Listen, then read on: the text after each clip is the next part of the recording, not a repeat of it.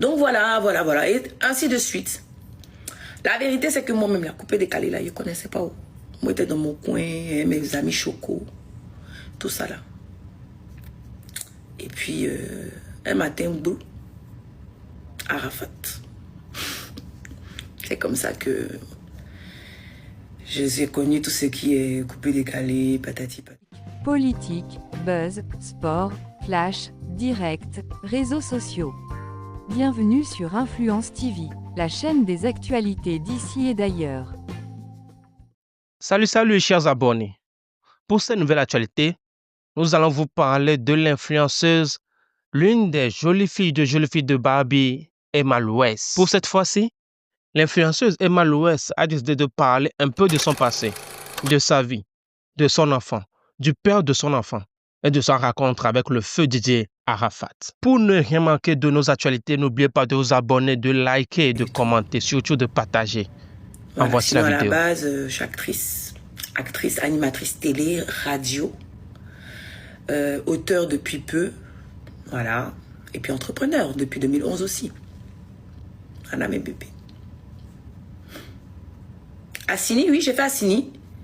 Assini, j'ai fait ça au retour de Kobe quand j'ai fini d'accoucher. Dès que je suis rentrée. Non, qu'est-ce que je raconte? C'est pas Assini que j'ai fait au retour de Kobe.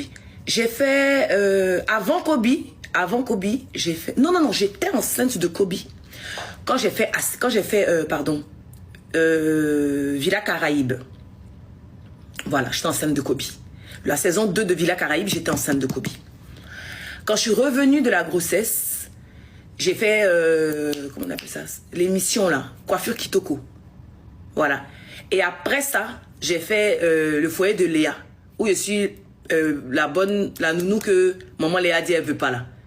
Voilà, Kobe il était là même sur le tournage. C'était au moment où j'étais plus avec le père de mon fils. Donc je me baladais partout avec mon fils Kobe. Il était là au tournage. On partait sur le tournage, sur les tournages de Coiffure Kitoko là. Souvent on peut commencer à 14h comme ça, non. Puis on finit à 6h du matin. Kobe est assis là. Il pleut pas. Aïssa, j'ai fait ça après Kobe aussi. Là, j'ai dû le quitter pendant 4 jours pour aller au Cameroun. Je leur ai dit que j'ai que 4 jours. Donc, il y a des épisodes que j'ai pas pu faire parce que Kobe était encore petit. Il était encore bébé.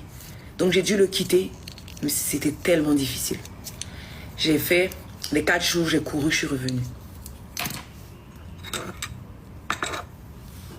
Voilà, donc ne pensez pas que j'ai pas eu de difficultés. J'en ai eu, mais j'ai bien géré ça, donc je suis fière de moi. Voilà. Sinon des difficultés, oui, j'en ai eu.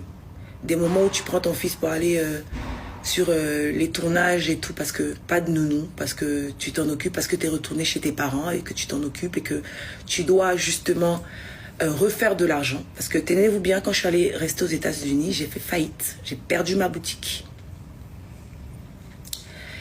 C'était difficile. Et voilà. Je me suis retrouvée même pendant des années sans voiture. Je partais en taxi.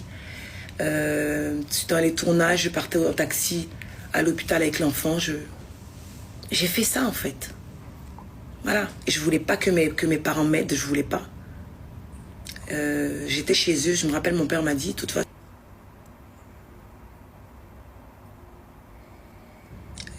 j'étais chez eux, je me rappelle, mon père m'a dit, de toute façon, t'es chez toi, on t'a pas chassé, rentre à la maison.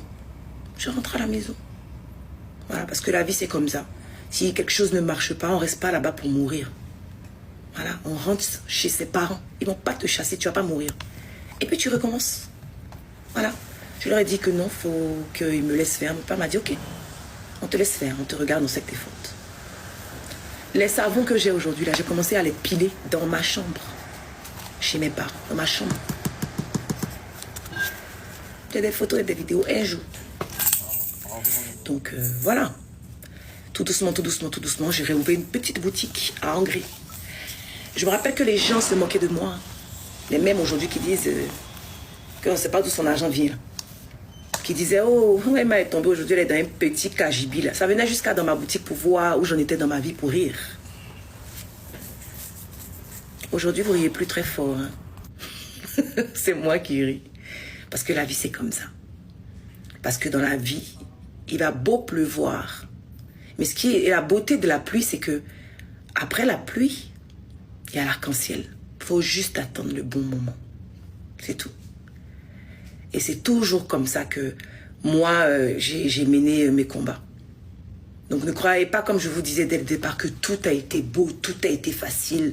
Emma, oui, elle, on la regarde, oh, ses parents ont l'argent. Oui, mon papa a l'argent. Mais non, il est là, il a envie. Il m'a pas tout donné. Emma, tiens, va faire ça. Emma, tiens, non. Quand c'était difficile souvent de payer ma boutique, là, le magasin, il venait payer. Dans mon dos, je ne savais même pas. Parce qu'il savait que c'était difficile et que je ne voulais pas lui dire. Voilà. Et quand l'argent de la petite boutique là marche comme ça là, c'est là maintenant, je me suis levée, je dis bon, je vais mettre Kobe d'une école. Il y avait une école juste derrière la maison des parents. Bien cher. Et dit c'est là-bas que mon enfant doit être. C'est là-bas, il a mis Kobe. Il manquait de rien, il n'a jamais manqué de rien. Parce que je n'ai manqué de rien. Donc je me suis dit non.